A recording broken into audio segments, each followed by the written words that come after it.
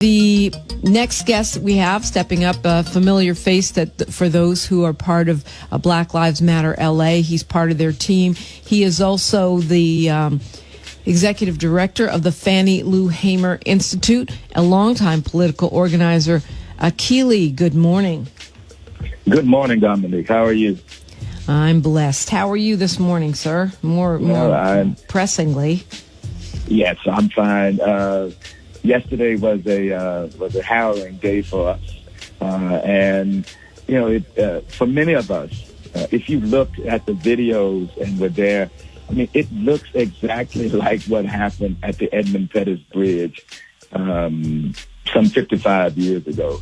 The police were just out of control, and what's so ridiculous about this is that they use any and all pretexts to basically try to intimidate and attack us. This lynching law that they arrested a person on has been removed from the books in 2015. They are really just trying to intimidate us. We will be back there again today because we believe that the current mayor has failed the city of Los Angeles, and we don't want his failures to be taken to the national level. And we want to exercise our First Amendment right to express our opposition to the mayor being appointed to housing or transportation. Those two in particular, this mayor has failed tremendously, and he's got scandals on the books, and now the violence of the police.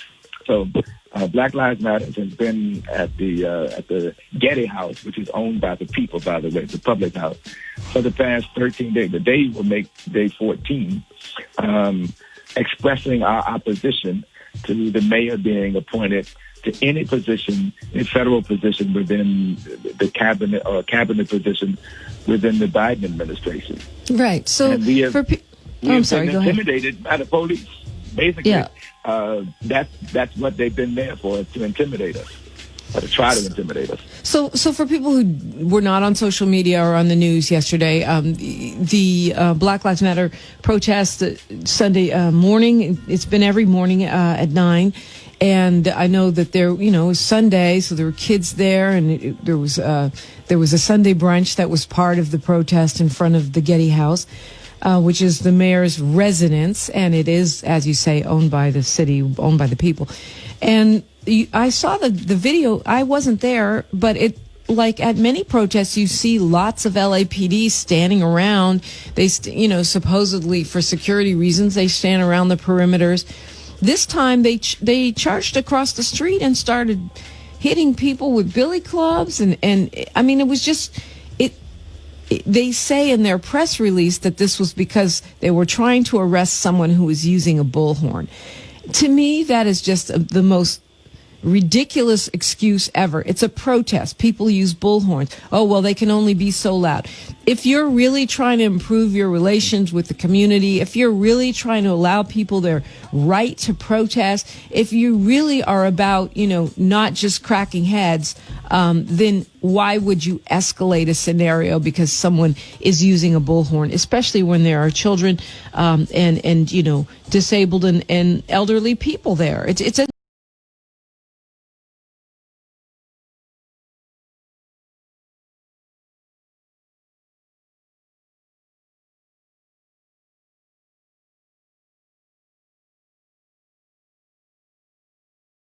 didn't make any kind of sense to me. I just don't think there's a way to justify this. Well, and the police won't try to they will try to justify it, but it is the definition of classic intimidation. This isn't about an infraction, which they claim it's an infraction. It's a minor infraction that you would give somebody a ticket for.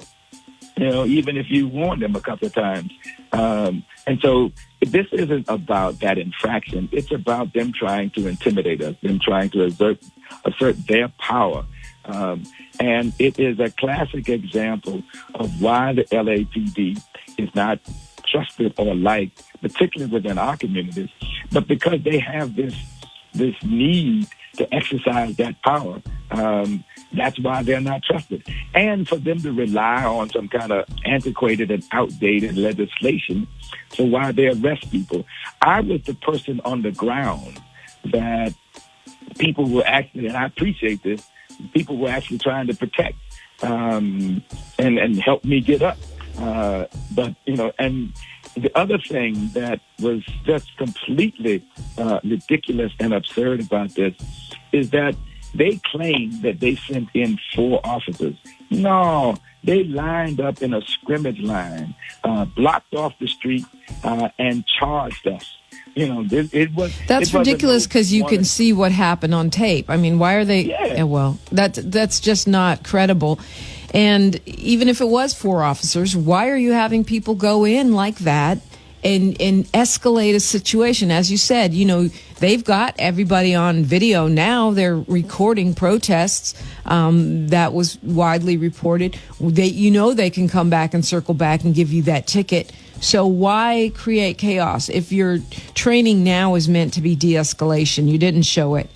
They didn't show it. Not at all. Now, they will say they didn't do that the first day. And so they will claim that they've been restrained for the past 13 days. Right. Yeah, but that's like me saying, I didn't come to work late for the past 13 days. So when I come to work late on the 14th day, you're not supposed to penalize me. That's not how it works. We have rules because you have to follow them every day, all year. Well, you're absolutely right. And part of the intimidation context is that they will misrepresent and lie about what happened. Like right. that claim that 4 officers, and the worst claim is that we struck back and were hitting them. No, I'm telling you, I failed, and people were trying to keep them off me and trying to help me get up. So this notion about we attack them is a part of the lying that they do to kind of give the pretext that they need to be abusive and to be violent. That was uncalled for. We were just about to break for brunch when they decided to attack us. We had decided that we were going to have Sunday brunch. Yesterday we had the youth out and they shared their stories and talked about what was going on. And we've tried to have a scene every day. And we have been and demonstrated every day peacefully. We have, and they know that. Well, there was a part of me, Akili, that wondered if there's people on the LAPD that really just want to get rid of Garcetti, so they wanted this to go into national headlines because it started trending nationally, right? And this, the point of these protests is to make sure that Garcetti is not appointed by Biden, and the more attention they get, the more likely they are to stop Biden from making that move. So I'm going, because why else would, it doesn't even make sense. Why would you attack, people peacefully protesting, in front of the mayor's house? No one was doing anything. You can see it on tape. You can see you on the ground. I didn't know if you fell or were pushed, but I could see that in at least one of the shots. And then I also saw on Twitter a videotape of someone, of course I didn't verify it, but it appeared to be authentic, from the People's City Council, driving by the mayor's mansion when the right-wing protesters are there, and the police are standing there like, no problem. It's dark. The people assembled are not wearing masks, and they don't feel the need to attack them or even give them tickets. Well, and that's the intimidation and double standard that I think exists, and it's part of the overall attitude that exists within the LAPD. They have a history of doing this that goes back since they were founded. What they've done of late is they put smiles on their faces when they talk. They've appropriated language that makes them sound less violent, but in the end, their tendency is still there. They are an institution that will exercise that violence, particularly against black people. And there's enough evidence. I mean, the distance between Rodney King and what happened yesterday was only a few years. quite frankly. And that is how they respond. And all this emphasis on training and video cameras and all the rest has really made no substantive difference. They act the same way. You can go back to the May 1st demonstration and their efforts at intimidation. That's what this is really all about. It is trying to intimidate us into stopping doing what we are doing, into stopping the protest, and it won't do that. I mean, if anything, what it has done is embolden people to say, wait, that's wrong. That's not right, the way that they're doing that. And once again, I want to go back to something. I want to deny all their claims. They are out and out lying. Nobody attacked them. There was no real laws being broken.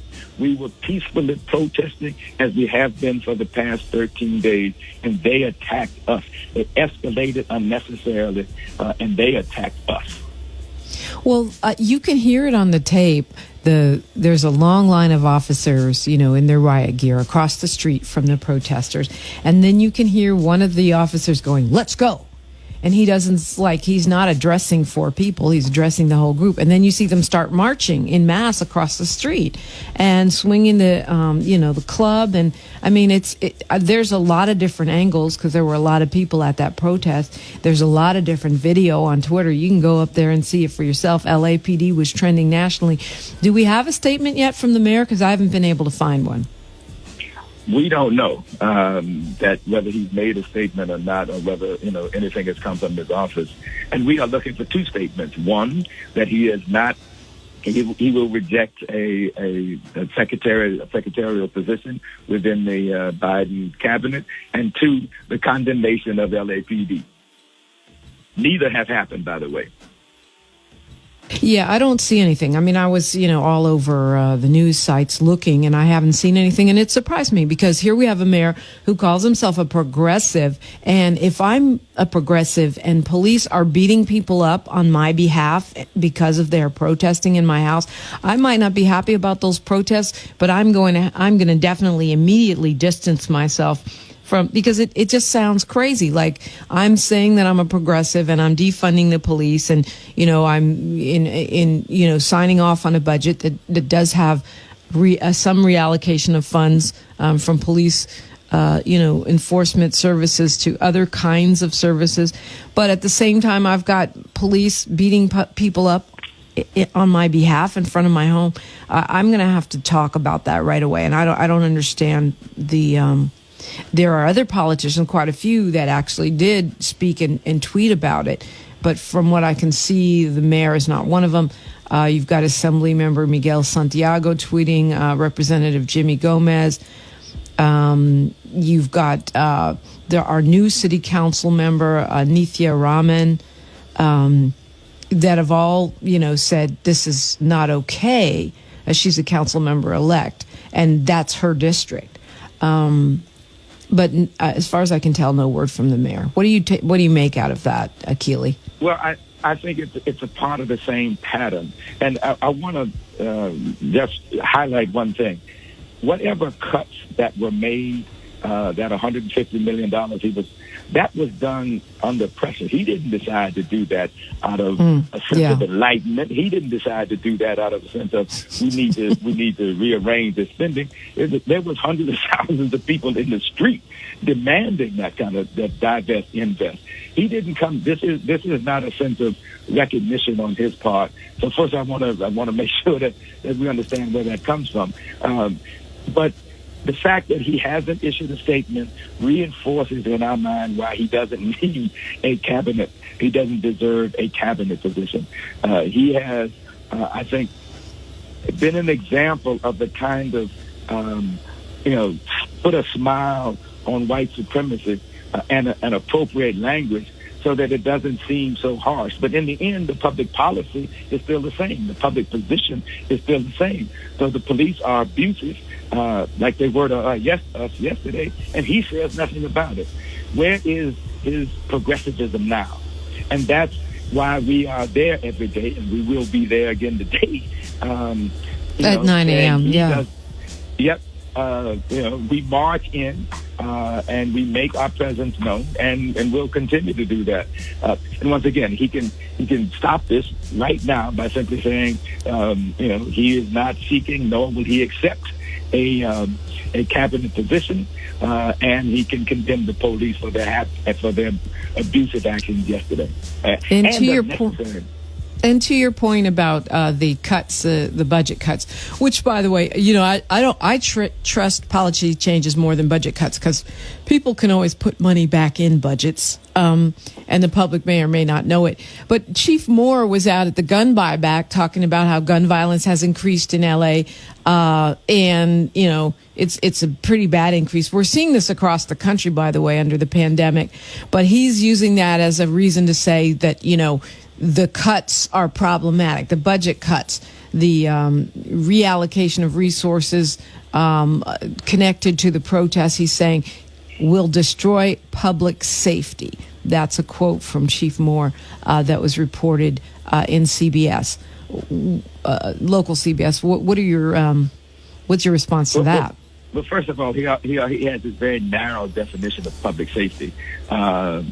That public safety never applies to black and brown people because of the way, like they acted yesterday. If public safety was a serious consideration, then his police wouldn't have escalated an incident yesterday. So that's a false claim, and that he tries to use as a way to frighten people, because what he's really talking about is that there's so-called more violence within the black and brown community. We have to contain them. We need more police to do that. And that has been their ruse for the past, since they got started. They are trained to control and suppress. And that's what they did yesterday, and that's what he wants more money to do.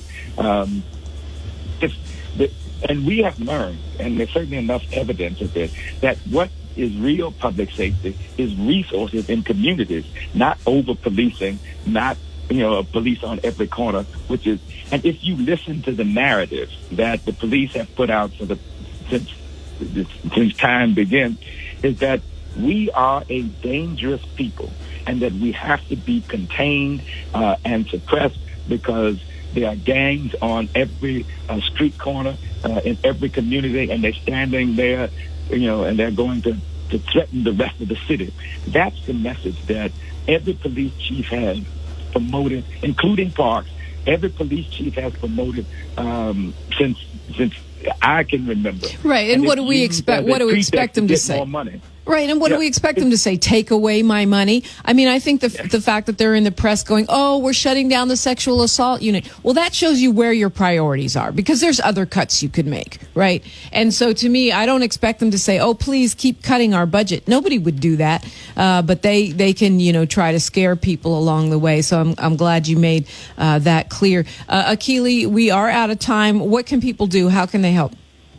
Well, they can show up this morning at 6 and Irving Street. We will be there. You can come out and show your support. 9 a.m. More important, 9 a.m. Show your opposition to police violence. That is why Black Lives Matter was started in the first place, to end state-sanctioned violence in all its forms, social, political, and economic. So come out and join us. Help send that message. Block Garcetti and oppose police violence. All right, Akili, thank you so much. I'm glad you're okay. Appreciate you being with us this morning. Thank you. Family, we got to go. Passing the mic to Steve Harvey as you go on your way about your day. Let's take a moment to affirm ourselves. Let's take that deep breath in and let us release. Today, let me remember, in the words of John Lewis, ours is not the struggle of one day, 1 week, or 1 year. Ours is the struggle of a lifetime, or maybe even many lifetimes. Until next time, Radio Free Family, one love.